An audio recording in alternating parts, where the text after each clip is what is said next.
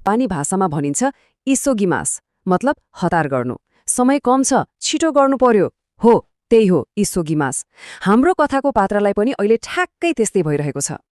अब 1 सेकेन्ड पनि खेर फाल्ने समय छैन। केही न केही त निर्णय गरिहाल्नु पर्यो। के गर्ने होला भनेर सोच्नुपर्छ। अर्थात् खिमेमास, यसको अर्थ हो निर्णय गर्नु। यस्तो हतारको बेलामा एउटा छिटो र सही निर्णय लिनु एकदमै जरुरी हुन्छ। यो भयो हाम्रो दोस्रो क्रियापद। ल, निर्णय भयो। आफूलाई चाहिएको किताब पुस्तकालयमा छ। अब हतार हतार पुस्तकालय त पुग्यो, तर पुगेर मात्रै भएन। पहिला त त्यो किताब ठ्याक्कै कहाँ छ भनेर सिरिमास गर्नु पर्यो नि। यसको अर्थ हुन्छ जान्नु वा पत्ता लगाउनु। किताब कुन तलामा, कुन र्याकमा छ भनेर पत्ता लगाउनु पर्यो नि, होइन र?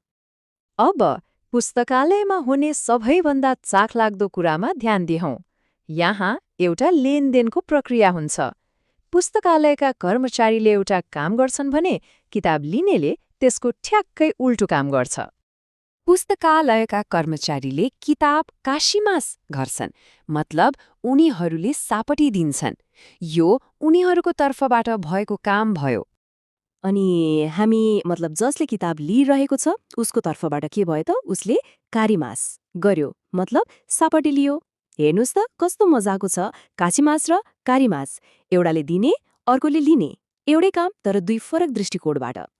पुस्तकालयको यो चक्र कस्तो हुन्छ भने किताब सापट्टि लिइन्छ, त्यसलाई प्रयोग गरिन्छ र अनि फेरि फिर्ता गरिन्छ।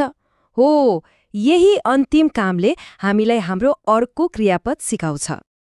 त्यो क्रियापद हो खाइसिमास, अर्थात् फिर्ता गर्नु। आफूले लिएको किताब समयमै फिर्ता गरिन्छ। यति गरेपछि पुस्तकालयको चक्र पनि पूरा भयो। एकछिन सम्झियो त कथाको सुरुमा अवस्था कस्तो थियो? किताब थिएन, काम अधुरो थियो, मनमा एक किसिमको तनाव थियो। तर अहिले किताब हातमा छ। अब काम पूरा हुन्छ भन्ने ढुक्क छ। अवस्था पुरै फेरिएको छ, होइन त? ओ, यही परिवर्तन वा परिवर्तनलाई जनाउने क्रियापद हो कावारिमास। यसको अर्थ हो परिवर्तन हुनु। सुरुदेखि अहिलेसम्म गरेका सबै कामले गर्दा परिस्थितिमा एउटा ठूलो परिवर्तन आयो। ल, अब सरर एकपटक हेरौँ है त। हामीले हतार गर्यौं, त्यो थियो इसोगिमास। निर्णय लियौं, खिमेमास। पत्ता लगायौं, शिरिमास। त्यसपछि सापटी दिने र लिने काम भयो, काशीमास र कारीमास। अनि फिर्ता गर्यौं, खाइसिमास। र अन्त्यमा यी सबै कामले गर्दा पूरै अवस्था परिवर्तन भयो, खवारीमास। हेर्नुस् त, यी 7वटा क्रियापदले एउटा पूरै कथा नै बन्यो। अब यी महत्त्वपूर्ण क्रियापदहरू सिकिसकेपछि के गर्ने निर्णय लिन सकिन्छ त? आफ्नो जापानी भाषाको यात्रामा अब कस्तो परिवर्तन ल्याउने होला? एकपटक सोच्नुहोला।